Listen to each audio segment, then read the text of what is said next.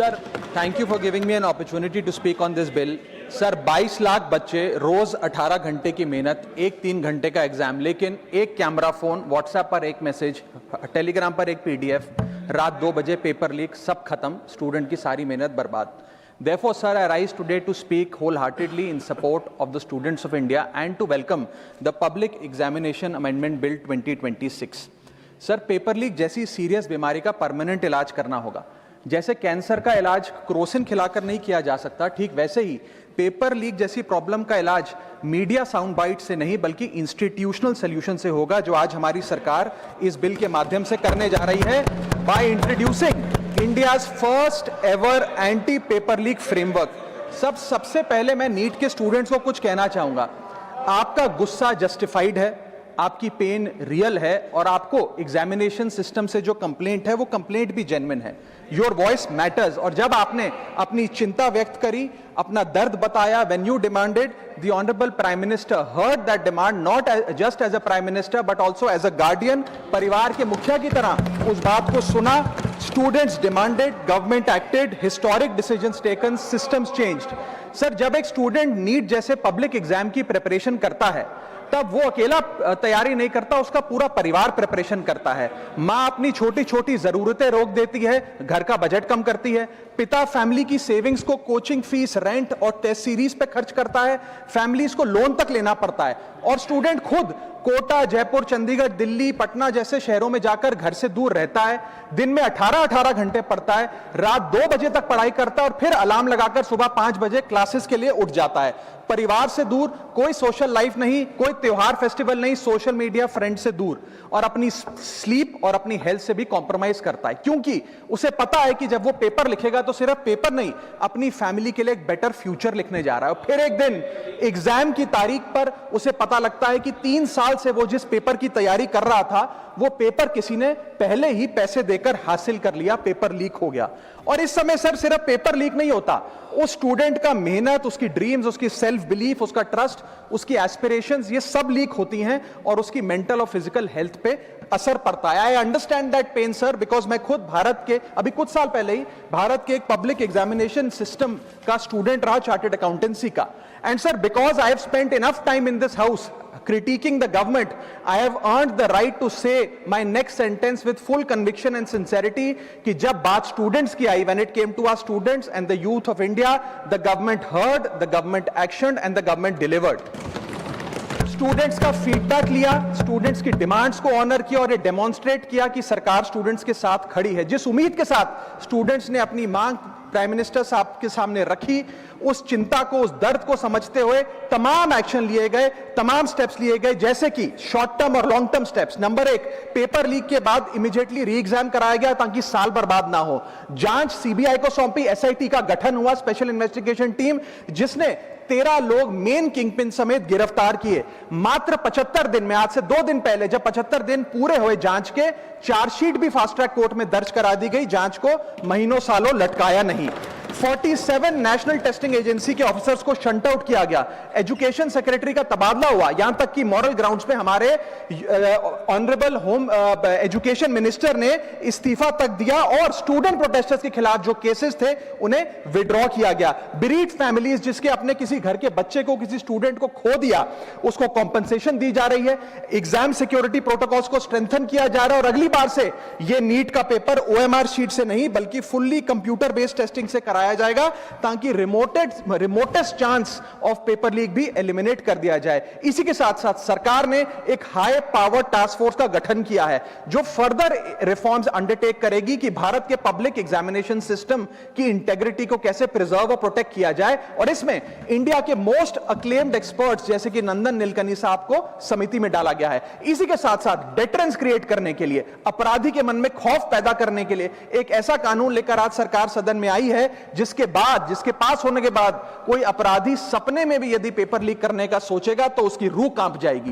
पहली चीज, paper leak को एक इंडिविजुअल द्वारा किया गया क्राइम नहीं, बल्कि एक ऑर्गेनाइज्ड सिंडिकेट नेटवर्क द्वारा किए गए क्राइम के तौर पे ट्रीट किया जाएगा, जिसमें इनसाइडर हो, कोचिंग माफिया हो, लॉजिस्टिक वेंडर हो, प्रिंटिंग प्रेस हो, सॉल्वर गैंग हो, एग्जाम ऑफिशियल्स हो, सब पर कार्रवाई होगी। सबको दोषी करार देने के बाद, गिल्टी करार देने के बाद 10 साल तक की जेल होगी और 10 करोड़ रुपए तक का जुर्माना लिया जाएगा। सारे ऑफेंसेस को cognizable, non bailable, non compoundable बनाया गया। एक स्पेशल टास्क फोर्स का गठन किया गया कि अब कभी भी यदि पेपर लीक की संभावना भी उत्पन्न होती है तो यह स्पेशल टास्क फोर्स जांच करेगी और यह इन्वेस्टिगेशन सालों साल नहीं लटकाई जाएगी। 2 महीने के अंदर अंदर से इस इन्वेस्टिगेशन को कंप्लीट करना होगा।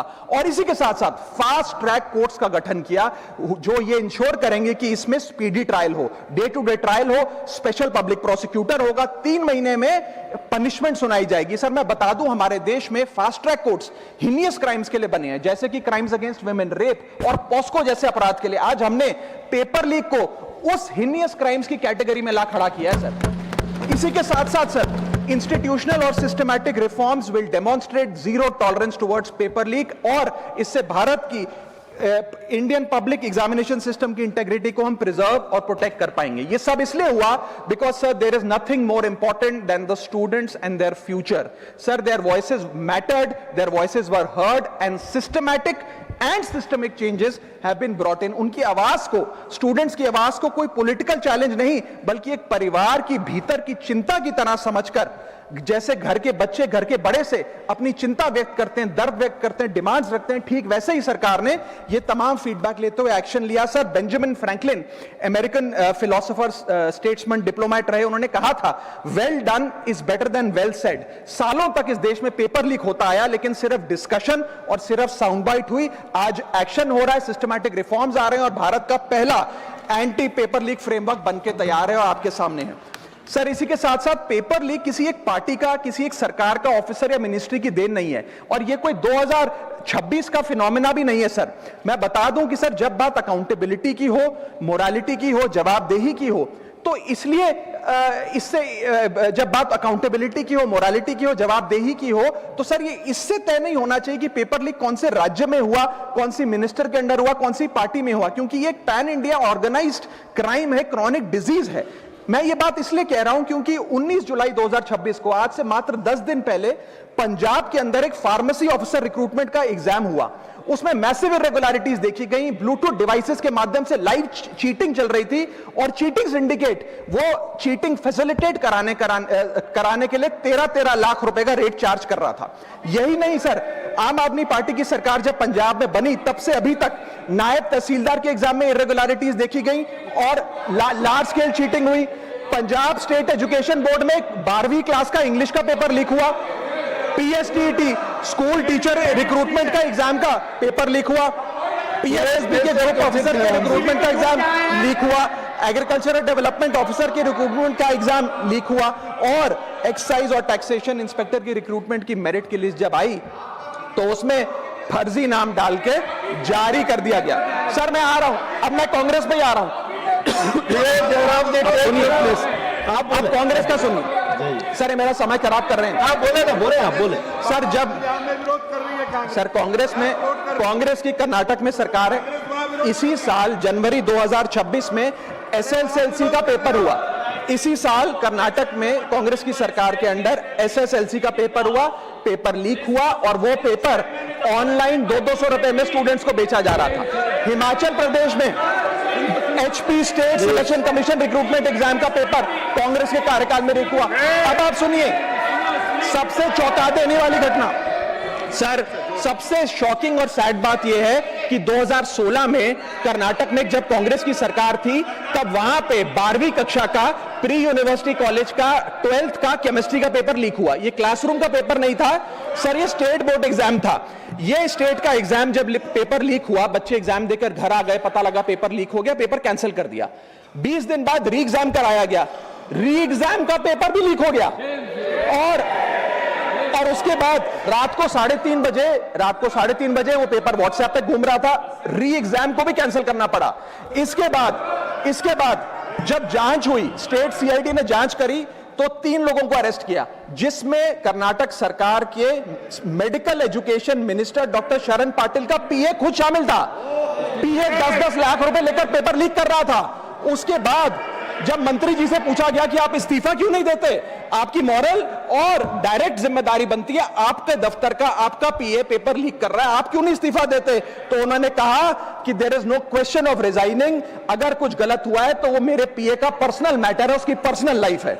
वहां सर ऑफिस गवर्नमेंट का, डेजिग्नेशन गवर्नमेंट की, एक्सेस गवर्नमेंट का, बट अरेस्ट की बात आई तो पर्सनल लाइफ का मैटर है।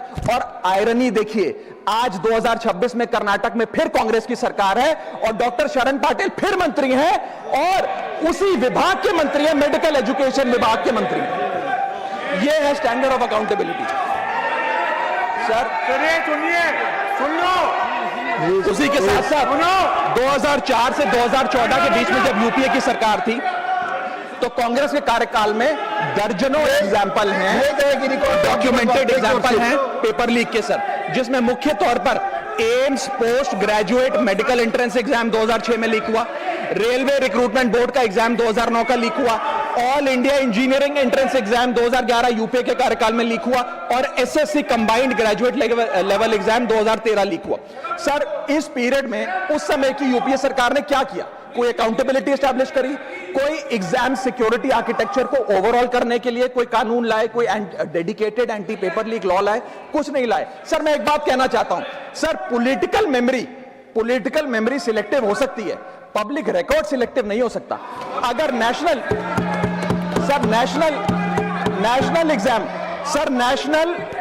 एग्जाम का पेपर लीक अगर नेशनल क्राइसिस है, जो कि है, तो सर ऑपोजिशन रूल्ड स्टेट का पेपर लीक एक लोकल इंसिडेंट कैसे हो सकता है? सर स्टूडेंट में तो फर्क नहीं होता। अगर नीट के स्टूडेंट्स का पेन जेन्युइन है, जो कि जेन्युइन है, तो सर पंजाब के फार्मेसी एग्जाम के स्टूडेंट्स का और कर्नाटक के एसएलसी एग्जाम के स्टूडेंट्स का पेन भी जेन्युइन है। स्टूडेंट का पेन पार्टी देखकर चेंज नहीं होता और ठीक उसी तरह रिफॉर्म और अकाउंटेबिलिटी भी पार्टी देखकर चेंज नहीं हो सकती।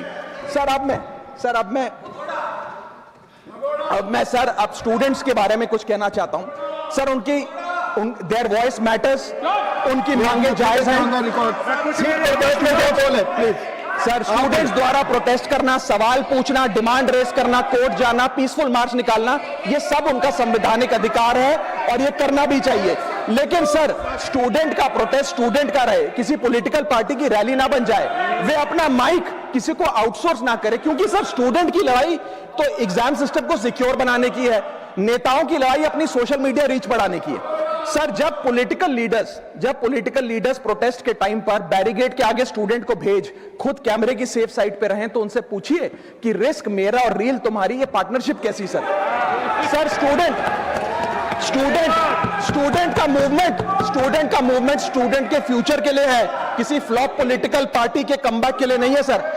और जो पॉलिटिकल पार्टी के अपने खुद के फ्यूचर का आता पता नहीं, वो स्टूडेंट के फ्यूचर की क्या लड़ाई लड़ेगी? सर स्टूडेंट्स को जस्टिस चाहिए, पॉलिटिकल पार्टी को फुटेज। स्टूडेंट को एग्जाम सिक्योर करना है, पॉलिटिकल पार्टी को वायरल क्लिप। स्टूडेंट का सवाल फ्यूचर का है, नेता का कैलकुलेशन अगले इलेक्शन का। इसीलिए मैं ऑपोजिशन पार्टीज को कहना चाहता हूं, don't use students emotion for your political promotion. ये लड़ाई बीजेपी वर्सेस कांग्रेस नहीं है, ये लड़ाई मेरिट वर्सेस माफिया की है, मेहनत वर्सेस सेटिंग की है। और सर एक बात और, सर आज हमारे स्टूडेंट्स पर पढ़ाई का बहुत स्ट्रेस है। हमारे समाज ने, हमारी सोसाइटी ने आज बच्चों का, क्योंकि हम बेस्ट चाहते हैं, अपनी बच्चों से पढ़ाई संबंधित एक्सपेक्टेशन को प्रेशर में बदल दिया है। और ये प्रेशर सर स्कूल से ही शुरू हो जाता है। जब बच्चा 10वीं क्लास का बोर्ड का एग्जाम दे रहा होता है तो बोला जाता है ये क्रिटिकल ईयर है, अच्छे मार्क्स लाने हैं, नहीं तो स्ट्रीम नहीं मिलेगी, पूरा करियर बर्बाद हो जाएगा। 12वीं क्लास में जाता है तो प्रेशर और बढ़ता है, बोला जाता है ये लाइफ का टर्निंग पॉइंट है, आगे की जिंदगी कैसे डिसाइड होगी, जेई, नीट, CUET, तमाम एंट्रेंस एग्जाम की तैयारी का प्रेशर अलग, और सर जब कॉलेज पहुंचता है तो एक अलग ही लेवल का प्रेशर होता है। उसको बोला जाता है सीजीपीए ठीक रखो वरना प्लेसमेंट नहीं मिलेगी। ये पूरी लाइफ का सवाल है, करियर का सवाल है। हर स्टेज पर प्रेशर का सिलेबस बढ़ता जाता है, बढ़ता जाता है, बढ़ता जाता है। और ओवरऑल सर इंडिया में कंपटीशन बहुत फास्ट स्पीड पे बढ़ रहा है, लेकिन उसी के साथ साथ कंपैरिजन भी बहुत फास्ट स्पीड पे बढ़ रहा है। सबसे पहले जब बच्चा स्कूल जाता है तो अपने स्कूलमेट्स, क्लासमेट से कंपैरिजन होता है। कोचिंग सेंटर जाता है तो वहां कोचिंग सेंटर के स्टूडेंट से कंपैरिजन होता है। ऑल इंडिया रैंकर से कंपैरिजन होता है। घर आता है तो पड़ोसी और रिश्तेदारों के बच्चों से कंपैरिजन होता है। ये कंपैरिजन मोटिवेशन नहीं सर, प्रेशर और स्ट्रेस में बदलता जा रहा है। सर जैसे 3 इडियट्स पिक्चर में कहा था ना, काबिल बनो, कामयाबी झक मारकर पीछे आएगी, ठीक उसी तरह समाज को, हम सबको, अगर कोई स्टूडेंट चिंतित दिखे, स्ट्रेस में दिखे, उसे कहना चाहिए कि एग्जाम इंपॉर्टेंट है लेकिन तुम एग्जाम से ज्यादा इंपॉर्टेंट हो सर, क्योंकि घर स्टूडेंट का सेफ स्पेस होना चाहिए सर, दूसरा एग्जाम सेंटर नहीं। और एक रैंक सर, एक रैंक रिजल्ट डिसाइड कर सकती है बच्चे का, उसका फ्यूचर नहीं, वैल्यू नहीं, उसकी पूरी जिंदगी नहीं। और अंत में sir, I just take 1 more minute sir, अंत में मैं अपने वेल विशर्स को भी कुछ कहना चाहूंगा जो पिछले कुछ समय से मुझे कह रहे थे कि राघव आप नीट के इशू पर कब बोलोगे, आपको हम सुनना चाहते हैं। मैं बड़ी हम्बली कहना चाहता हूं सर, जब मैं ऑपोजिशन में बैठता था तब सवाल मेरा हथियार था, आज मैं ट्रेजरी बेंचेस पर बैठता हूं, आज सोल्यूशन मेरी जिम्मेदारी है। मैं भी रोज कैमरे के सामने आकर साउंड बाइट दे सकता था, लेकिन मुझे हेडलाइन नहीं सर, मुझे आउटकम चाहिए। और जब मैं ऑपोजिशन में था तब मेरा काम इशू रेस करना और सवाल उठाना था, और पूरा सदन, और आप जानते हैं मैंने वो काम पूरी ईमानदारी से किया। लेकिन आज मेरा रोल कैमरा के सामने अटेंडेंस लगाने का नहीं है, मेरा role is, my focus is to fix the system. इसीलिए मैंने अपने आप से एक वादा किया, I made a promise to myself कि मैं इस मुद्दे पर पार्लियामेंट में बोलूंगा, और उस दिन बोलूंगा जिस दिन हम प्रॉब्लम सॉल्व कर रहे होंगे, सोल्यूशन लेकर आएंगे, when the system is getting fixed. And today is that historic day when the system is getting fixed. और सर बिकॉज आज जो रिफॉर्म्स हम लेकर आए हैं, जो सरकार सदन में लेकर आई है, वो इतने जरूरी हैं क्योंकि इन रिफॉर्म से सिस्टम और मजबूत होगा, पेपर और सिक्योर होगा, एग्जाम फेयर होगा, मेरिट का सम्मान होगा, माफिया जेल में होगा, सरकार पहरेदार होगी, कार्रवाई दमदार होगी, स्टूडेंट्स की जीत होगी, माफिया की हार होगी। जय हिंद।